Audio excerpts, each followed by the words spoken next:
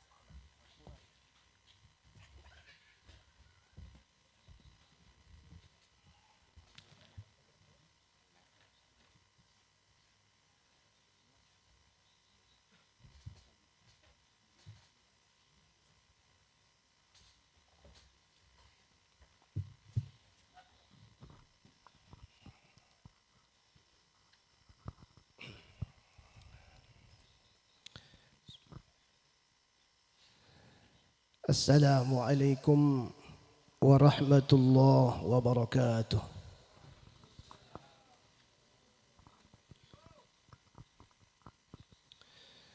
Alhamdulillah alladzi anzala ala 'abdihi al-kitaba wa lam yaj'al lahu 'iwaja qayyima. Wassalatu wassalamu ala sayyidina Muhammad صلى الله عليه وسلم الذي كان قدره عظيما ونسبه كريما وصراطه مستقيما. قال في حقه من لم يزل سميعا عليما. إن الله وملائكته يصلون على النبي يا أيها الذين آمنوا صلوا عليه وسلموا تسليما.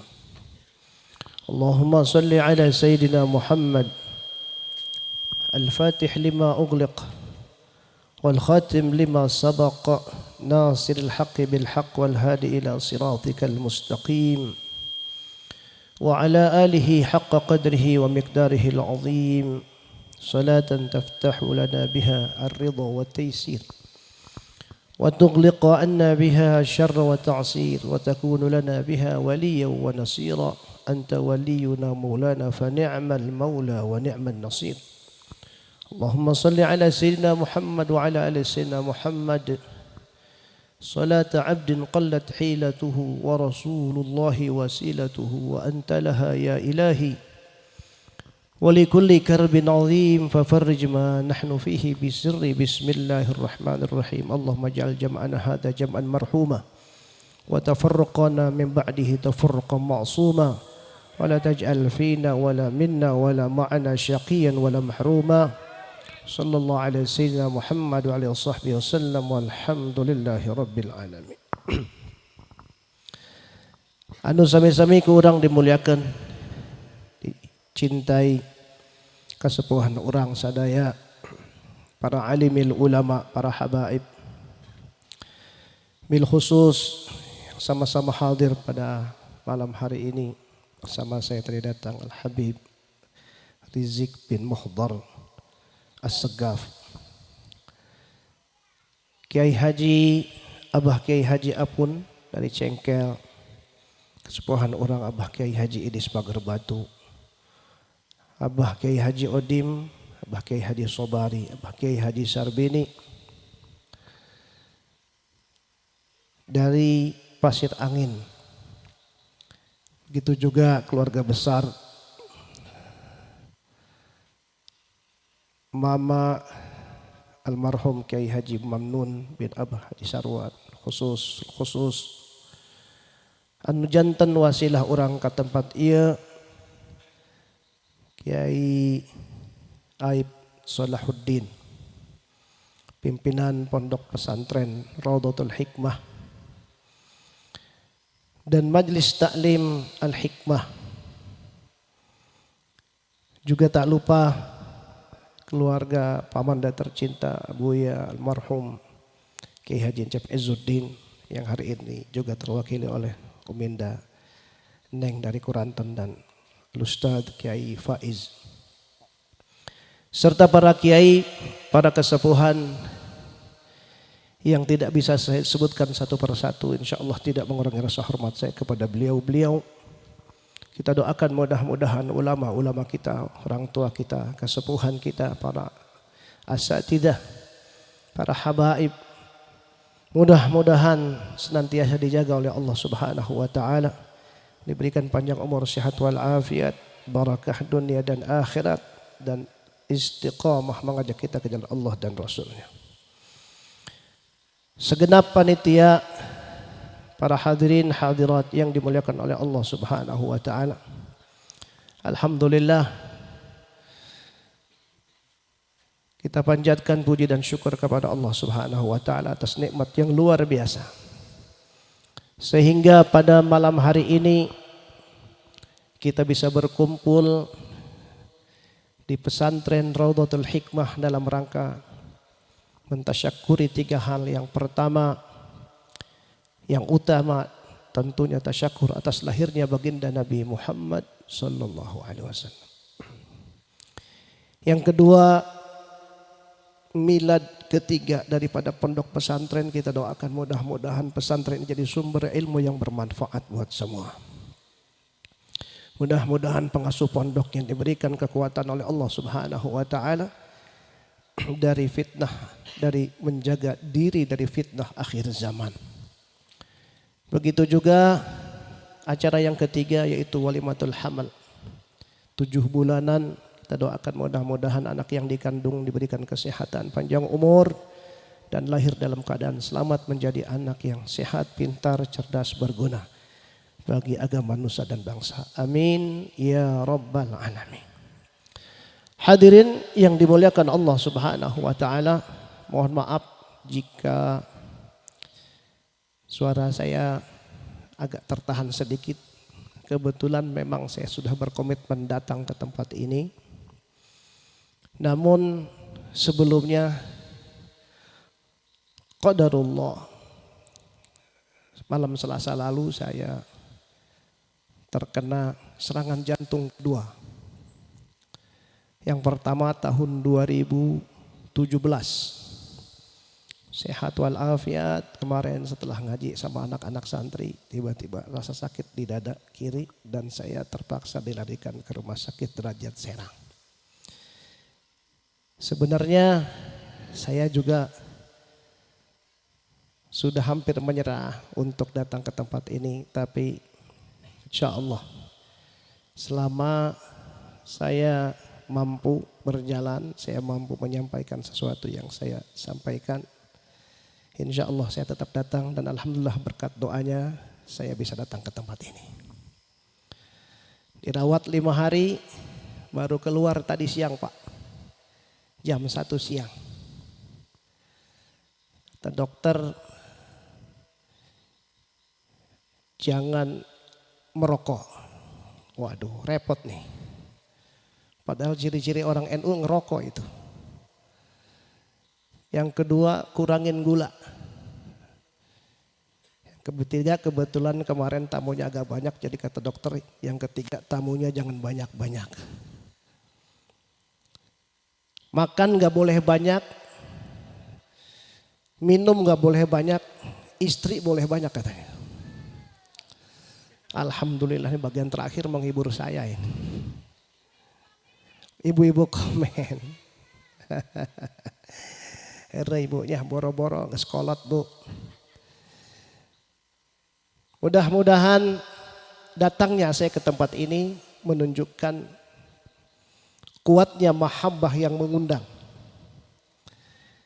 Yang kebetulan ketika mengundang Kiai Aib ini menjelaskan aktivitas beliau dan bagaimana hubungan keluarga dengan saya punya kakek yang bernama almarhum Buya Ahmad Bushro.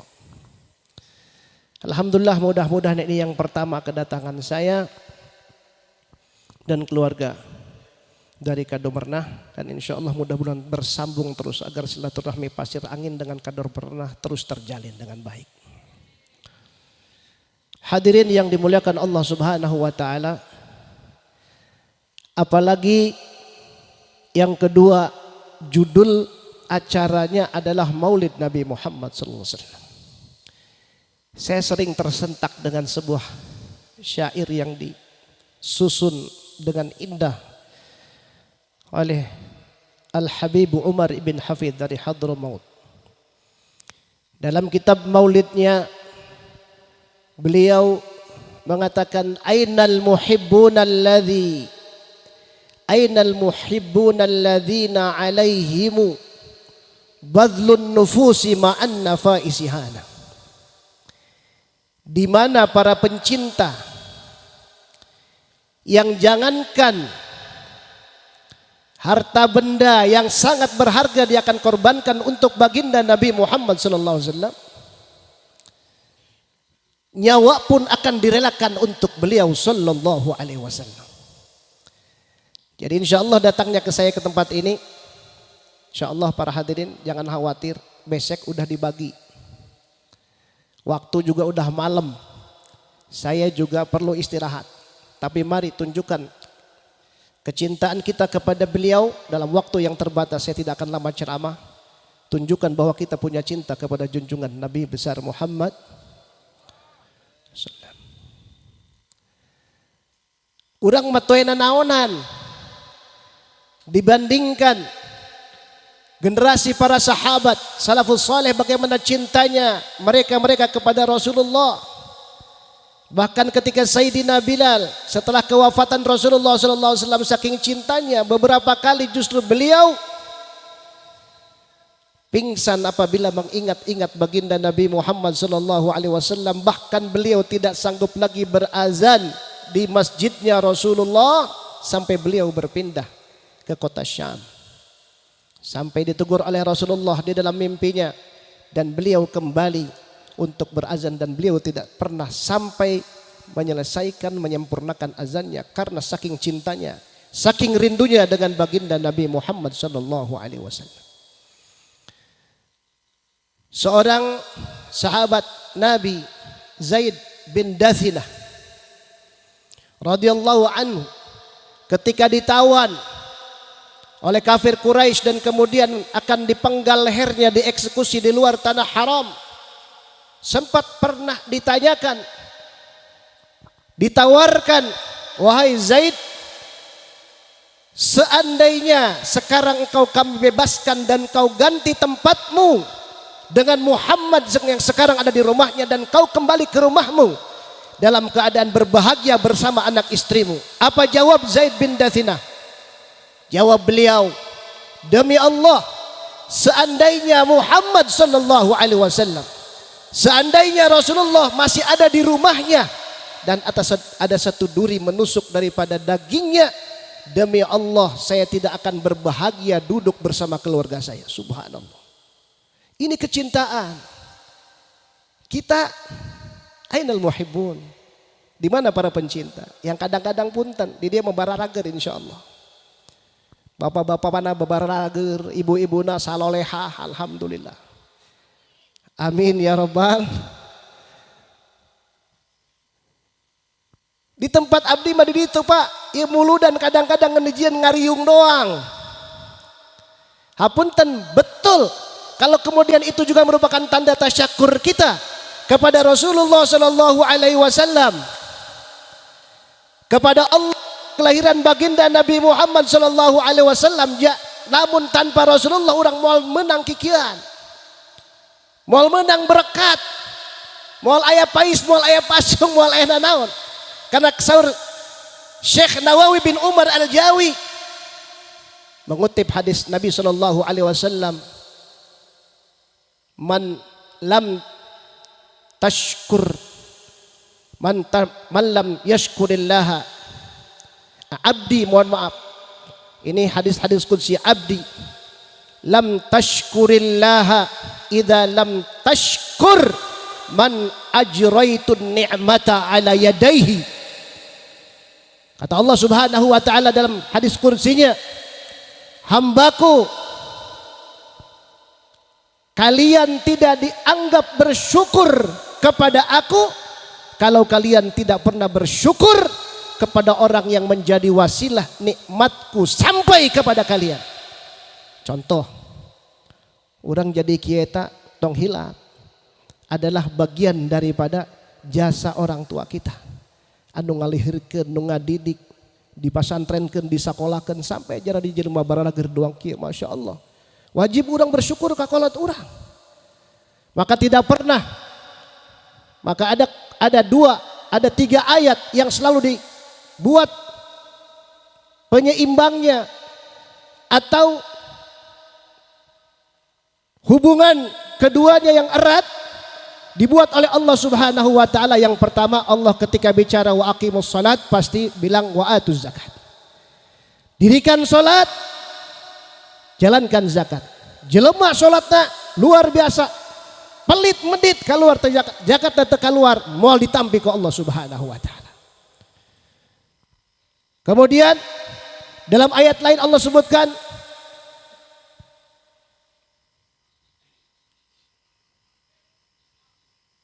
washkurli wali walidaik, dan bersyukurlah kalian kepadaku dan bersyukurlah kalian kepada orang tuaku. Berarti orang kudu syukur ka kolot urang. Wa atiullah wa atiur rasul, taat ke Allah harus dibarengi dengan kepada baginda Nabi Muhammad sallallahu alaihi wasallam, karena otomatis ketika taat kepada Rasulullah berarti kita masuk kepada kategori orang yang taat kepada Allah Subhanahu wa taala. Kembali kepada syukur. Kalau kepada orang tua saja kita wajib bersyukur, apakah lagi kepada junjungan kita, manusia yang ketika hidupnya memikirkan kita, saat wafatnya ingat kepada kita, sampai hari kiamat nanti orang yang paling sibuk membela kita. Siapa beliau? Baginda Nabi Muhammad sallallahu alaihi wasallam. Karena kata Syekh Nawawi Al-Bantani, disampaikan oleh beliau, wala syakka anna sayyidana Muhammadan sallallahu alaihi wasallam huwa wasilatul uzma li hadhihi ni'mah bal huwa aslul ijad. Bahwasanya Nabi Muhammad sallallahu alaihi wasallam lah yang menjadikan nikmat-nikmat ini tercurah kepada kita dengan derasnya, sampai di mana-mana maulid diadakan, alhamdulillah. Bahkan Nabi Muhammad lah yang menjadi asalnya penciptaan kita semuanya.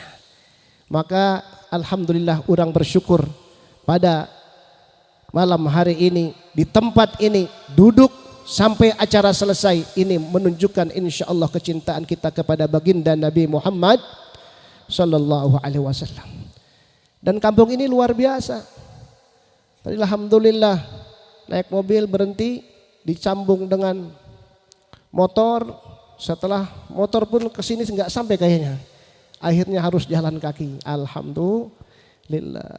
Tapi setiap tempat, setiap keadaan yang di dalamnya ada Nabi Muhammad SAW, selain pastinya ada keberkahan di dalamnya, tapi insya Allah juga pasti mendapatkan keindahan daripada keindahannya baginda Nabi Muhammad sallallahu alaihi wasallam. Naon bae anu dilekatkan, anu disandarkan ka Kangjeng Nabi Muhammad sallallahu alaihi wasallam, maka menjadi mulialah semuanya. Urang ada mal kitab disebutkan salawat atas Nabi, insya Allah kitab itu penuh dengan keharuman salawat Nabi dan akan bermanfaat banyak. Ketika kita berceramah, kita bicara tentang salawat kepada Rasulullah di awal setelah hamdalah. Ini adalah bagian adab yang akan membawa keberkahan demi keberkahan yang akan didapatkan oleh pembacanya, oleh pendengarnya, karena ada salawat baginda Nabi Muhammad sallallahu alaihi wasallam. Kampung iya padahal jauh. Masya Allah, saya pikir udah sampai Sidratul Muntaha ini. Ternyata masih kampung pasir angin Cipurut. Luar biasa. Dengan kita sebutkan Nabi Muhammad, maka kita mendapatkan keindahan baginda Nabi Muhammad sallallahu alaihi wasallam. Dalam sebuah syair disebutkan, fa in qasadtu Muhammadan biqasidati faqad madahtu qasidati bi Muhammadin. Kalau aku memuji Muhammad sallallahu alaihi wasallam, Nabi Muhammad sallallahu alaihi wasallam dengan qasidahku, pokoknya banyak karangan-karangan qasidah-qasidah yang memuji Nabi Muhammad sallallahu alaihi wasallam. Di antara yang sering kita baca adalah burdahnya Imam Al-Busiri, Muhammad Al-Busiri. Beliau mengarang burdah yang menurut pengamat sastra dari seluruh dunia tidak ada lagi keindahan seperti keindahan burdah. Ini banyak orang-orang membuat qasidah-qasidah tentang keagungan baginda Nabi Muhammad sallallahu alaihi wasallam. Seandainya aku puji Muhammad dalam qasidahku, sesungguhnya hakikatnya aku sedang memuji qasidahku dengan Muhammad sallallahu alaihi wasallam. Lamun orang muji Nabi Muhammad sallallahu alaihi wasallam, sebenarnya kita sedang mengangkat derajat kita dan insya Allah kita akan menjadi orang yang terpuji dan baginda Nabi Muhammad sallallahu alaihi wasallam. Maka punten Pak, ulah doang dihandap di luhur mah insya Allah bararager. Dihandap itu di pikiran ngariung eta ngan berekatna doang. Kadang-kadang nyandung ngariungna. Kakarak menang di dia aya ondangan nu sarua eta maulidang yang saparo. Karena ustadna mimpin saparo swing teu bagian berkat belah ditu. Urang kudu kaduka izin di dinya eta. Sebab naon? Urang tiba heula dijasaan ku Kangjeng Nabi Muhammad sallallahu alaihi wasallam, kok sampai kuari masih kajasaan kene. Justru urang menunjukkan kecintaan kepada baginda Nabi Muhammad sallallahu alaihi wasallam. Dan saya bersama Kiai Ausa, paman saya tercinta, beliau saya sampaikan, maji wayahna di urang maulid lamun ngariung di acara kenduang kieu wayahna sampaikan 10 menit beh tentang baginda Nabi Muhammad, sampaikan supaya orang kenal jamual mungkin orang cinta tekan Nabi, cinta tekan Nabi, cinta tekan Nabi, jawabannya cinta tapi teu nyaho Kangjeng Nabi muskil. Sebab saur Said Abdullah bin Al-Haddad katakan bahwa aslul mahabbah al-ma'rifah, yang asal cinta adalah kenal dulu dengan siapa baginda Nabi Muhammad sallallahu alaihi wasallam. Bagaimana akhlaknya, bagaimana keadaan sifat kepribadiannya, keindahannya. Masya Allah. Lamun urang baca sampaikan di majlis-majlis taklim urang. Makana pada kiai, pada asatidzah, para ajengan, alhamdulillah lamun urang ningali anak-anak muda semacam Kiai Aib ya, Salahuddin, kudu atoh, kudu dukung. Sebab naon, semakin banyak majlis, semakin banyak kesempatan untuk menyampaikan siapa baginda Nabi Muhammad sallallahu alaihi wasallam. Ini mah kadang-kadang kan orang aya di majlis anyar be, cina eta budak leutik kene, kadak 20 tahun, entong gitu. Sifat-sifat nu karana itu kudu dihilangkeun. Ayeuna geus zaman fitnah, memang kiai jeung kiai kadang-kadang kalah siling hasuda. Kiai jeung habaib diadu ayeuna teh, Masya Allah. Baheula kumaha urang termasuk Kiai Salahuddin bahwa antum anjeun bernasab kepada Kiai Mamnun, yang dimana Kiai Mamnun adalah sahabat daripada Mande Busyra, Buya Ahmad Busyra. Oh Masya Allah, luar biasa kehormatan para habaib. Insya Allah ya kampung Pasir Angin mual beranjak tina keistiqomahan tetap mencintai para habaib dzurriyyahnya baginda Nabi Muhammad sallallahu alaihi wasallam. Eta Mande Busyra mah punten Pak, paling galak kanu ngaroko. Galak kanu ngaroko, main getak bae. Silahkan ditanyakan kepada orang-orang yang paham. Siapa beliau, bagaimana istiqomahnya ibadah beliau sampai karena setruk nageh salatna embungeun di imah. Hayang tetap di masjid bae digandong. Tapi lamun manggih nu ngaroko atau anggeus cere kanan tabang. Anu unik, abi ngaroko teu ngaroko ku lagi, tenang bae. Ieu mah keur ngomongkeun kolot kulah. Ya, ingat baheula aya sa wali besar di Hadramaut namanya Syekh Abu Bakar bin Salim.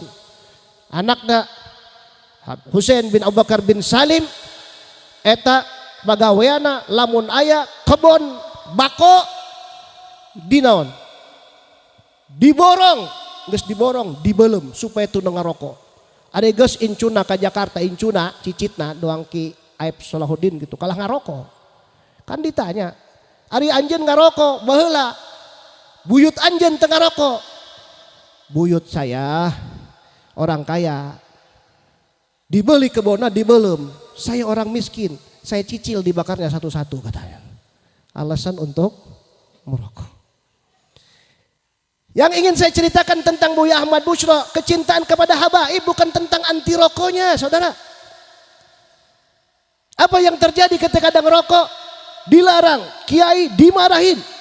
Masya Allah, hewan jasa kandung ngerokok. Tapi lamun aya Arab, tukang minyak padahal, nyahuan itu lain Habib. Ku ihtiyat-ihtiyatna, sieun eta turunan Nabi, eta teu wanian kana Arab eta mah. Mande Busyra Masya Allah sama gitu. Hormatna luar biasa. Sebab naon? Sebab pernah sampai kepada pendengaran beliau kabar tentang seorang kiai saya tidak sebutkan. Waktu itu ada datang seorang habaib datang kepada seorang kiai itu, kata kiai, Masmuk, siapa namamu? Muhammad bin Ahmad bin Husain bin sampai ke Rasulullah sallallahu alaihi wasallam. Sampai barangkali ada perasaan tidak enak di habaib itu. Kok saya ditanya, diinterogasi, diragukan seakan-akan. Malamnya kiai ini bermimpi dia berjumpa dengan Nabi sallallahu alaihi wasallam. Saat dia mau salaman dengan Nabi, Nabi enggak mau kasih tangannya. Nabi malah bertanya, "Siapa nama antum?" Katakan namanya punten, namanya Junaid bin Ahmad bin Syarif bin dan tiba-tiba dia bangun. Kenapa? Karena teringat tadi pagi, tadi siang dia baru bertanya tentang habaib. Ini sampai kepada kita semuanya. Oleh karenanya barangkali saya mengajak kepada semuanya yang hadir pada malam hari ini, kalau ada majelis maulid tetapi di atas mimbarnya bukan mimbar tentang bagaimana kita mencintai Rasulullah, melainkan mimbar tentang caci maki kepada dzurriyyah Rasulullah sallallahu alaihi wasallam. Kira-kira benar atau tidak benar yang begitu? Benar. Saya pengen tanyain. Dari hati saya, insya Allah saya tidak akan marah. Silahkan bapak-bapak simpulkan sendiri, karena sekarang majelis-majelis maulid banyak orang-orang yang anti habaib bicaranya tentang itu dan itu saja. Nanti sebagai penutup akan saya sampaikan sesuai dengan kemampuan ilmu saya yang sedikit ini. Saya katakan tadi saya tidak akan bicara panjang lebar, tetapi saya akan perlu sampaikan poin-poin bagaimana berkenaan dengan maulid ini. Sekali lagi saya tanya, kira-kira majelis maulid yang seharusnya di dalamnya disampaikan sirah nabawiyah, syama'il Muhammadiyah, akhlak dan kepribadian Rasulullah, tapi di atas mimbar itu adalah tempat caci maki terhadap para habaib, kira-kira benar atau tidak itu? Benar atau tidak? Jangan ragu-ragu. Kenapa sekarang yang begitu dilabeli kiai, hadirin? Mohon maaf. Yang bikin malu itu nisbahnya Al-Bantani semuanya. Betul atau tidak? Namanya sih bagus. Harusnya Imaduddin itu sebagai soko guru tiangnya agama. Tapi yang ada Allah. Yuk, saya ajak berpikir sedikit aja. Saya bilang demi Allah, ketika saya mau masuk sepulang saya haji, saya bilang saya wakafkan diri saya untuk memperjuangkan para habaib. Di mimbar-mimbar saya, walaupun hatta saya tidak dibayar sedikit pun saya rela. Bahkan dalam keadaan sakit seperti ini saya akan sampaikan, hadirin. Kenapa? Ini amanah. Baru kali ini, kemarin kemana aja? Ketika ada Mbah Maimun, ketika ada Buya Uci, Turtusi, kemana mereka? Sekarang begundal-begundal ini datang bermunculan, hadirin. Dan kita bersyukur kita tidak termasuk di dalamnya. Saya alhamdulillah, saya bukan ngomong di mimbar saja. Kemarin ketika diundang Abbas Buntet ke Labuan, hatta di Kerta, saya termasuk melakukan perlawanan. Tapi alhamdulillah walaupun terjadi, saya bersyukur kepada Allah. Saya menunjukkan saya bersama orang-orang yang masih istiqamah di jalan Allah untuk terus berjuang mempertahankan keyakinan bahwa habaib yang dari dulu tidak pernah dibatalkan nasabnya oleh nasabah, seratusan lebih nasabah sedunia, tidak ada satupun yang membatalkan nasab Ba'alawi, para hadirin.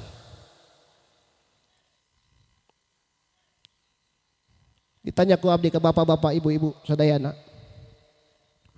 lamun nyeri huntu bu, pak, datangna ke dokter jantung tak ke dokter paru kira-kira, atau ke tukang elas, kira-kira ka bengkel. Nah, eta doang rada cager itu ngejawab.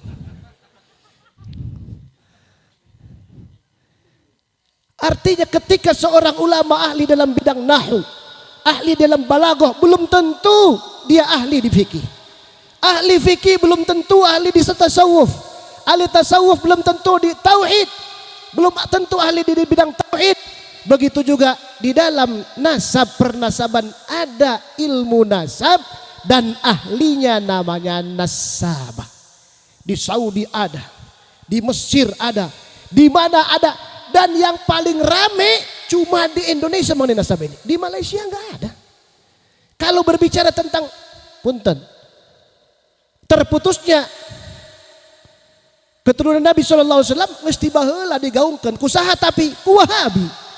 Sebab apa dasarnya? Dasarnya beliau mengatakan, kan katanya apa namanya, turunan itu diambil dari jalur laki-laki. Padahal dalam Mu'jamul Kabir Imam Tabrani meriwayatkan daripada Ibnu Abbas radhiyallahu anhuma, Nabi mengatakan, innallaha ja'ala likulli nabiyyin, ya, innallaha ja'ala dzurriyyata kulli nabiyyin min sulbihi wa ja'ala dzurriyyati min sulbi ali ibni Abi Thalib. Jadi khusus keluarga Nabi sanajan ti jalur awewe, tapi dzurriyyahna Nabi dihitung daripada Sayyidina Ali bin Abi Thalib. Baheula puluhan tahun ieu nu ngagaung-gaungkeun anti habaib nyaeta Wahabi. Ari geus urang-urang NU, urang ahlu sunnah wal jamaah daek dibobodo digogoblok ku Imaduddin CS, naudzubillah min dzalik. Hapunten Pak. Atau ayeuna kieu bae Pak. Kan dia bawa ngaji, abdi mah teu wani terus terang ceramahna bosing dites. Kira-kira lamun cek abdi alamat i'rob eta lain alamatna, i'rob eta aya 5 kira-kira di debat mal ku bapak ya. Atau kalimah eta dibagi 7 kukula, kira-kira di debat mal ku bapak di dia. Pan pasti akan didebat, apalagi mubtada itu harus dibaca rofa, cek saya ulah nasabae. Sebagai bentuk pertanggungjawaban saya harus datang ketika para kiai memanggil saya. Ti mana eta si Opi datangna? Masantren ti mana si eta? Ti Gunung Kemukus tah ti mana? Guruna saha? Kan gitu. Sebagai bentuk pertanggungjawaban saya harus datang. Tapi yang terjadi apa? Ari manehna wani ngabatalkeun nasabatur. Ari geus ketika dimintai pertanggungjawaban diundang baik-baik tidak pernah datang ke diskusi. Sampai terjadi fitnah ini terus bergelora-bergelora sampai maaf saya ini orang yang bergaul Bapak-bapak di medsos berapa kali saya berdebat dengan orang dan mereka orang-orang bodoh lebih berbahaya lagi omongan-omongannya sampai-sampai mereka membenci Arab, membenci Yaman tanpa dasar. Padahal surah Nabi SAW sibabul Arab fisqun wa bugduhu kufrun. Mencaci maki Arab itu adalah kefasikan dan kebencian kepada Arab adalah kekufuran. Naudzubillah min dzalik. Hadirin, natu pihewaeun eta kadang-kadang cek abdi ngaranna dinisbahkeun kana Al-Bantani teu pihewaeun eta. Ari hayang abdi mah aja urang kresek ieu. Geus bae al-kreseki. Sugan melesed kana al-kesreki. Al-Qurafi al-Kubruti kadinya. Ngisinkeun nu kieu teh. Syekh Nawawi Al-Bantani yang mengharumkan nama Indonesia, nama Banten bukan hanya di level Indonesia, Asia, melainkan internasional. Seringkali kalau saya ziarah ke sana, saya terharu melihat beliau. Makamnya Masya Allah begitu termuliakan sampai punten di Ma'la, Jannatul Ma'la Bapak Ibu sekalian dekat Sayyidah Khadijatul Kubra. Namun orang di ziarahan begitu Masya Allah dikhususkan, tidak ada makam-makam yang lainnya. Bahkan ada nama ditulisan Syekh Nawawi Al-Bantani, bangga kita melihat ratusan karya kitabnya yang di dalamnya tidak ada caci maki, tidak ada provokasi, yang ada ilmu dan ilmu dan ilmu.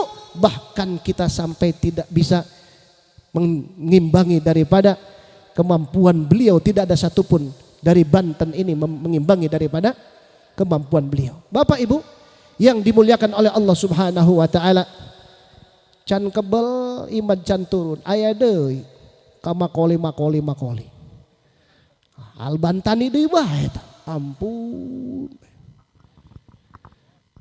La ilaha illallah, la haula wala quwata illa billah. Atuh aing mah teu kaharti. Wali ngaku wali di mana coba?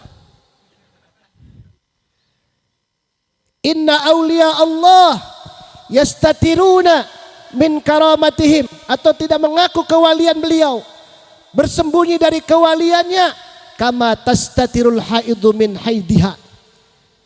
Orang haid punten ibu-ibu, lamun nuju datang bulan pasti moal wanian pakai baju putih, pakai celana putih moal wanian. Sebab naon? Sebab bisi katingali bereumna leres tante.